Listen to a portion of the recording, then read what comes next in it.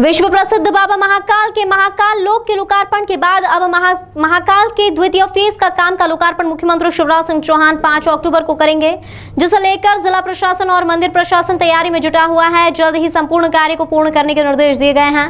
इस दौरान महाकाल टनल को अमरनाथ गुफा, बेगमबाग को श्री महाकाल महालोक और प्रवेश द्वार को नीलकंठ पथ नाम दिया गया है। विश्व प्रसिद्ध बाबा महाकाल के द्वितीय चरण का काम पूर्णतः की ओर है। 5 अक्टूबर को मुख्यमंत्री शिवराज सिंह चौहान इन्हीं कार्यों को लोकार्पण शहरवासियों के लिए करेंगे। महाकाल के रास्ते में आने वाले बेगमबाग का नाम परिवर्तित करते हुए श्री महाकाल महालोक नीलकंठ द्वारा नीलकंठ पथ, श्री महाकाल अन्य क्षेत्र एस लेकर 4 धाम वाले मार्ग को शक्ति पथ के नाम से जाना जाएगा। वहीं फेज 2 में महाराजवाड़ा हेरिटेज के पीछे श्रद्धालुओं के लिए अनुभूति वन, श्री महाकाल तपोवन, साधना कुटी और ध्यान केंद्र बनाया गया है।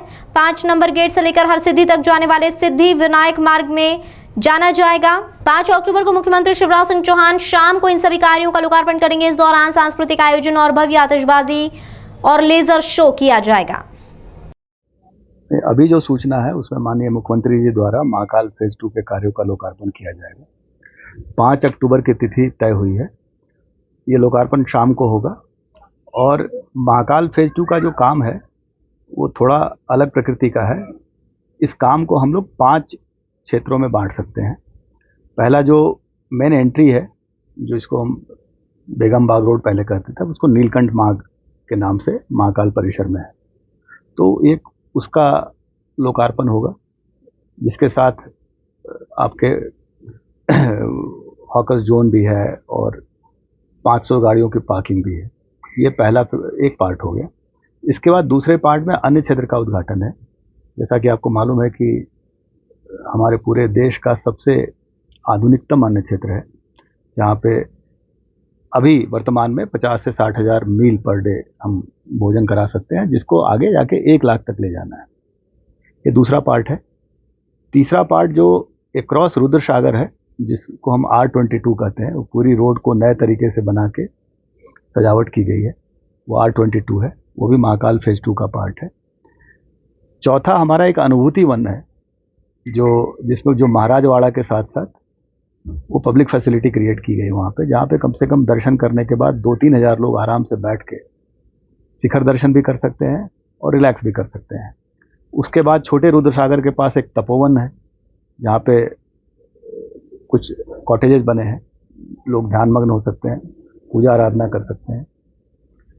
उसके बाद जो 5वां है वो मंदिर परिसर का शिखर दर्शन है, और ये मंदिर परिसर के बीच का काम है, जिसमें टनल का भी काम है, कोटि तीर्थ का भी काम है, और जो लोगों की जो पब्लिक गैदरिंग होगी वो शिखर दर्शन पे ही होगी, और वहीं पे कार्यक्रम का एक विधिवत लोकार्पण होगा। बाकी जगह पे भी माननीय मुख्यमंत्री जाएंगे और अलग अलग लोकार्पण करेंगे।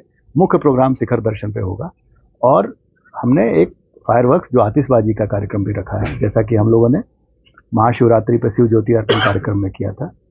तो ये 2 से 2.5 घंटे का प्रोग्राम है, और ये पूरी तरीके से शहर के लोगों का प्रोग्राम है। अलग से भी हम लोग अपील जारी कर रहे हैं कि उज्जैन जो अवंतिका नगरी के नाम से जानी जाती थी, उसके सभी नगरवासी आमंत्रित हैं। महाकाल फेज 2 अपने भव्य रूप में सामने आ रहा है।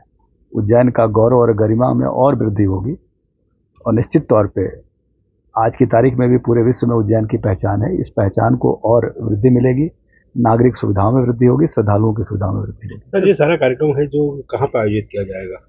जैसे कि मैंने बताया कि चूंकि ये अलग अलग जगह कार्यक्रम है, अब महाकाल मंदिर परिसर बहुत विस्तारित हो गया है, तो ये सारे कार्यक्रम अलग अलग जगहों के जो अंतिम कार्यक्रम होगा वो शिखर दर्शन की जो छत है उस पर आयोजित होगा। सर, शहरवासियों को बुलाया गया है, तो अधिक मात्रा में भीड़ पहुंचने बन जाएगी। जितनी भीड़ आए, बेसिकली क्या है, तो बाबा का दरबार है, तो उसके लिए बैठक व्यवस्था होगी, और पूरा महाकाल लोक उसके लिए, जो महाकाल लोक के श्रद्धालु वो भी वहाँ आ सकते हैं। तो वहाँ कार्यक्रम आधे घंटे का संक्षिप्त है, लोगों की बैठक व्यवस्था प्रॉपर रहेगी। सर, क्या आम सभा को संबोधित भी वहीं करेंगे? देखिए, मंदिर परिसर में ऐसी कोई आम सभा नहीं होगी। हम तो मुख्यमंत्री जी भी एक श्रद्धालु की भूमिका में आते हैं महाकाल लोक में, तो हम सभी श्रद्धालु हैं, तो वहाँ निश्चित तौर पे प्रदेश के मुखिया होने के नाते लोगों से चर्चा करेंगे। क्या जैसे आपने बताया महाकाल मंदिर में पूरा कार्यक्रम, तो कोई भजन सम्राट आदि को ये पूरा मार्ग है 2 से 2.5 किलोमीटर का है। हम लोगों ने एक संपूर्ण मार्ग पे सांस्कृतिक कार्यक्रम की प्रस्तुति रखी है। और इस बार का थीम है कि हम लोकल जो कलाकार हैं उनको प्राथमिकता दें। तो आपको अपने क्षेत्र के लोग वहाँ पे मिलेंगे जो सांस्कृतिक प्रस्तुति देंगे। अमित शाह जी के आने की उम्मीद? अभी कोई आधिकारिक सूचना नहीं है हमारे।